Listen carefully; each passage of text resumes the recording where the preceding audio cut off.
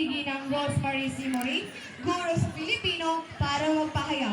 Bigyan natin siya ng masigapang palakpakan. Okay, magandang hapon sa ating lahat. So, nasiyahan ba ang bawat isa? Nasiyahan ba? Okay, magandang hapon sa ating punong guro, Ginoong Diosdado Isalas, at sa lahat ko kapwa kaguro at sa mga kapwa sa mga mag-aaral. So ngayon, bago tayo dadako sa ating mga nanalo, bibigyan muna natin ng mga certificates sa ating mga mahal na hurado.